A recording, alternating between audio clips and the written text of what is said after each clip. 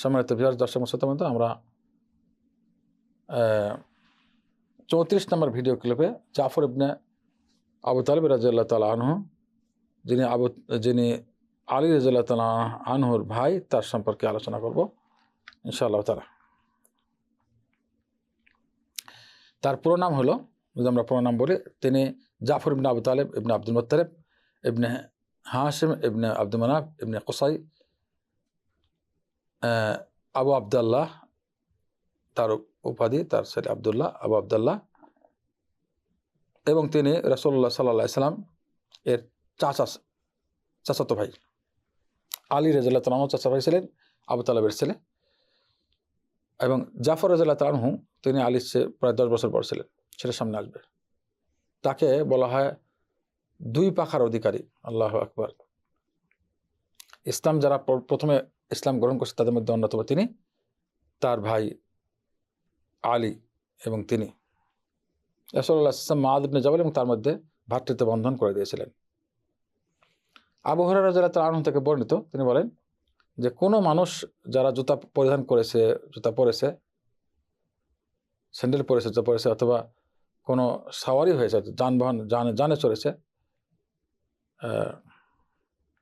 অথবা যারা কোনো যানে বসেছে, উটের অথবা উটের উপরে বসেছে, এমন সমস্ত মানুষের মধ্যে রাসূলুল্লাহ সাল্লাল্লাহু আলাইহি ওয়াসাল্লামের পরে জাফর ইবনে আবু তালিবের চেয়ে উত্তম কেউ নেই। আল্লাহু আকবার। তার মানে উত্তম মানে কি? দানশীলতার দিক থেকে এবং দয়ার দিক থেকে, মানুষের মিসকিনদের সহযোগিতা করার দিক থেকে, দানশীলতা এবং দয়ার দিক থেকে তার চেয়ে বেশি ভালো মানুষ কেউ নেই। অর্থাৎ তিনি অত্যাধিক দানবীর ছিলেন মহানবীর পরে, এবং অত্যাধিক উচ্চ ব্যবহারী ছিলেন, সৎ ব্যবহারের অধিকারী ছিলেন, সৎ চরিত্রের অধিকারী ছিলেন। এই হাদিসটিকে সোহাইব ইবনে আরওয়াত রাহিমাহুল্লাহ সহিহ বলেছেন সনদটাকে, এবং বলেছেন ইমাম বুখারীর শর্তের উপরে হাদিসটি।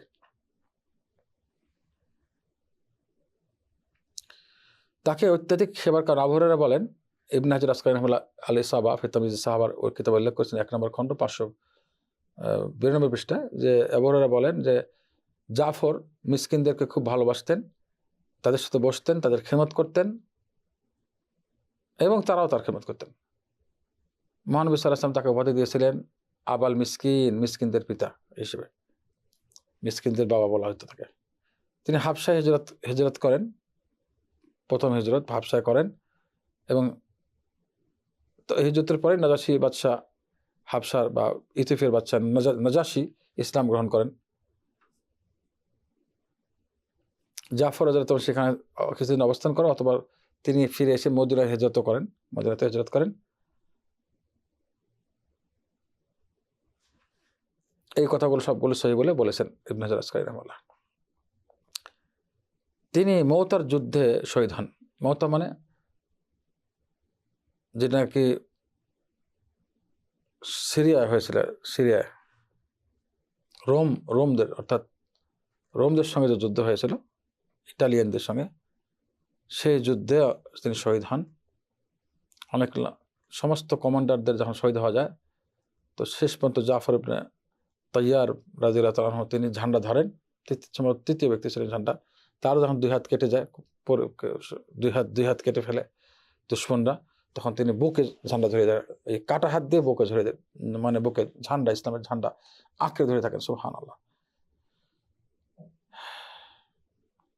তো তিনি সেই যুদ্ধে রোমদের সঙ্গে যুদ্ধ করেন, এবং সেই যুদ্ধে তিনি শহীদ হন। মহানবী সাল্লাল্লাহু আলাইহি ওয়াসাল্লামকে খবর পৌঁছানো হয়েছে, অত্যাধিক ব্যথিত হয়েছিলেন আসলে যুদ্ধের সাথে, এবং সেটা ছিল হলো 8ম হিজরিতে। তিনি আলী রাদিয়াল্লাহু তাআলা আনহুর চেয়ে 10 বছরের বড় ছিলেন। 40 বছরে শহীদ হয়েছেন, মারা গেছেন। কেউ বলছেন 40-এর চেয়ে বেশি। এটাই সঠিক কথা বলে ইবনে হাজার আসকালানী রাহিমাহুল্লাহ আল ইসাবা ফি তাময়িজ সাহাবা 1 নম্বর খণ্ড 593 পৃষ্ঠায় উল্লেখ করেছেন। যার জান্নাতের সুসংবাদ তো অনেক হাদিস আছে, তার মধ্যে প্রসিদ্ধ হাদিসটি হলো, মহানবী সাল্লাল্লাহু আলাইহি ওয়াসাল্লাম বলেন, আমি জাফরকে দেখেছি সে জান্নাতে ফেরেশতাদের সঙ্গে উড়ে যাচ্ছে। আল্লাহু আকবার।